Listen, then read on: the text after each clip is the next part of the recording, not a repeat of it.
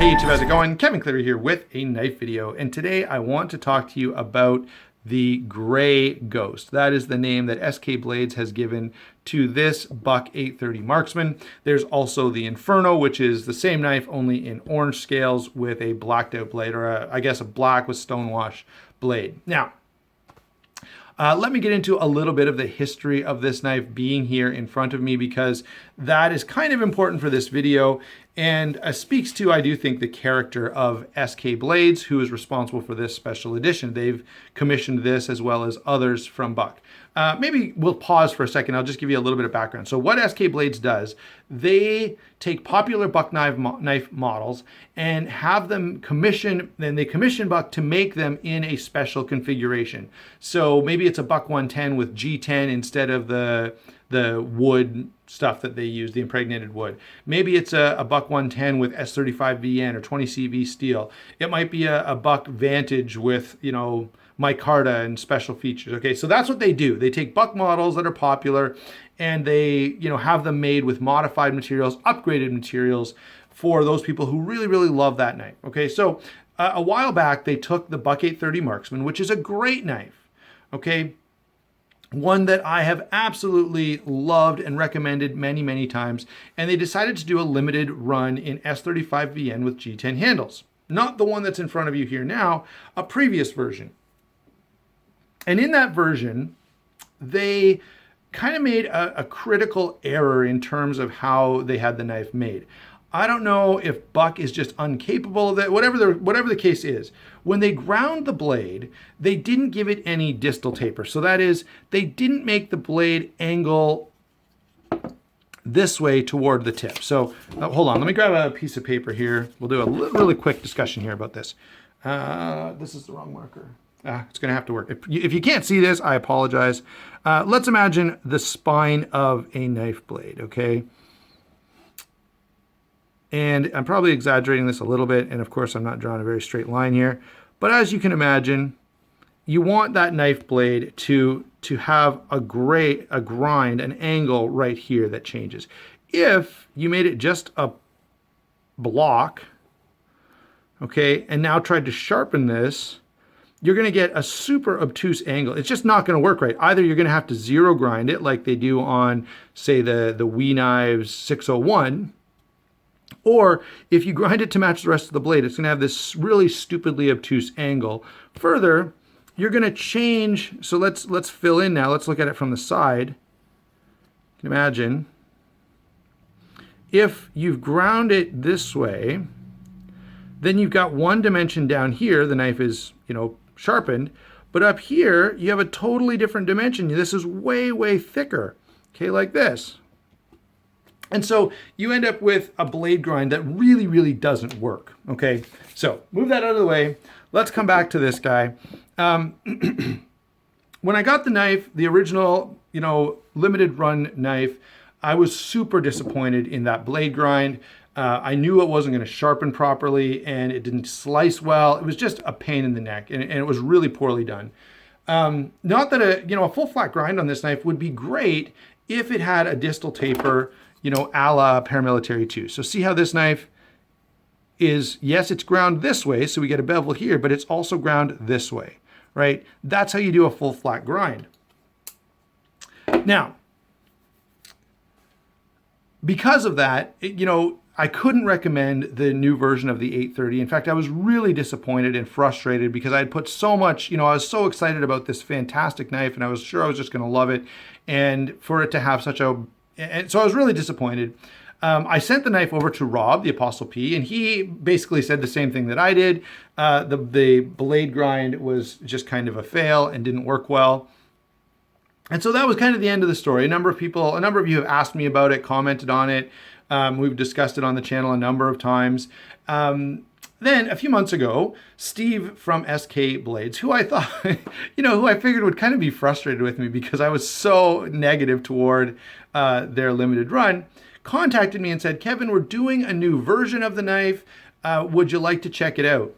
And I said, yes, I would, you know, because I love the Buck 830 And so if it's not going to have the flat grind, I think it could be really, really awesome. And he assured me it wouldn't. And so he sent this knife along, and I have to say that I have been very, very impressed. Before going into the rest of our discussion, which I will do in a second, I can say, I absolutely recommend this knife. It has got a lot of things right, and is definitely a considerable upgrade from the original configuration of the Buck 830, which, by the way, is like $115 on Blade HQ today. You can pick up one of these from SK Blades, and I'll put a link in the description box below. You can pick one up for like $125, I think. So for $10 more, you're getting quite a bit of benefit through the G10 handle, which I think is a big step up, as well as the S35Vn steel, which again, although, Paul Boss does a great heat treat on 154 cm, S35Vn is even better. So there you go. They have definitely redeemed themselves with the current iterations of this knife. I would still love to see a full flat ground Buck 830 Marksman, but it's got to have a distal taper. It just does. Okay, so let's carry on with the rest of our discussion, because I want to talk about the things that stand out to me about this knife and why I find this to be so cool and so impressive. Let me give you a quick rundown of the size and weight. 8 1/4 inches overall, 3 9/16 on the blade, 4 3/4 inch handle. Now, here's the number that is significant. 3.6 ounces. 3.6 ounces is great. That is super lightweight for an 8 1/4 inch knife. It's lighter than a Para 2, and it's good and light. It's a good bit lighter than the 4.3 ounce original. Okay, so really, really nicely done on the weight by going to the full G10 handles. That I think is a total win. The other thing I love about this knife is the lock. Now, this lock, it's the same on the original, but I do want to talk about it just a little because it's been a while and some of you may not be familiar with this. I'm going to call it the strap lock. I've heard it called the strap lock a number of times, and I like that name way better than the SRS, the strong lock system, which sounds stupid. Someone in marketing over at Buck, you're welcome to use the strap lock instead, because I think that sounds much better. Anyway, back to our discussion. Really, really cool, really innovative, really interesting, and highly functional locking mechanism. So this is a flipper, and the way it works is you've just got this strap on the back of the knife that catches on that sort of hook there, that tooth, if you will, and locks the knife. Now, in order to get the knife to fold, you'd have to break through this here, or it would have to break down here. But as you guys know, steel in tension is very, very strong. And so now you've got this under tension. It's going to work really, really nicely, and it does. It's a very strong locking mechanism, which I definitely enjoy. It's also adjustable. So should the relationship between this sort of tooth here and the inside of the lock change, okay, over time with wear, that's okay. You can adjust this. There's a teeny screw. I don't know if I'll be able to show it to you. Maybe. Well, you're going to have to take my word for it. In that dark hole, there is a little screw that you can use to move this whole thing down. I guess you could move it up as well. But that way you can sort of readjust where the lockup is, so that over time, if the knife wears, you're able to kind of keep it going. Now, I don't know why they included that. Maybe in their testing, they found that over time there is a little bit of wear that takes place, and so there was a need for that. If so, then it was nice they included it. If not, and they're just kind of anticipating that, that's just fine too. I will say this, if you go and start messing with this, you're gonna have to be really careful, and it's gonna take a lot of fine tuning to get it exactly where it needs to be to lock up just right. Okay, so just kind of bear that in mind before you go messing with it. Okay, otherwise, yeah, I love this lock. It's so cool and so interesting. I will say there were some complaints on the original that this was a little too rough. These feel like they may have been cleaned up a little bit. They're not quite as sharp. I can't say that for certain without having the original right beside it to kind of check on that, but it certainly seems that that is the case. All right, now, the G10, is that an improvement? Absolutely. The reason it's an improvement is because it's going to wear better than the aluminum. It feels much nicer in hand than the aluminum, and it lightens up the knife considerably. So all of those things I think are fantastic. Finally, the blade, S35Vn. This one is a stonewashed blade. The other one, the orange handled one, has a black washed blade. Very, very attractive, very, very useful. It's not super thin behind the edge, so it's not so thin, for example, that you have to worry about it being fragile. But with a hollow grind, you know, it just slices into material so nicely. So let me give you a couple of quick comparisons. So this guy is 29 thousandths behind the edge, which is exactly the same as the Para 2. Okay, now you could probably argue that this will slice a little bit better than the Para 2 because the hollow grind means it's keeping that thinness for a longer period than the Para 2. All right, to give you another great example of a blade that I really like, the American Lawman is hollow ground as well. Now it's a little thinner behind the edge at 21 thousandths.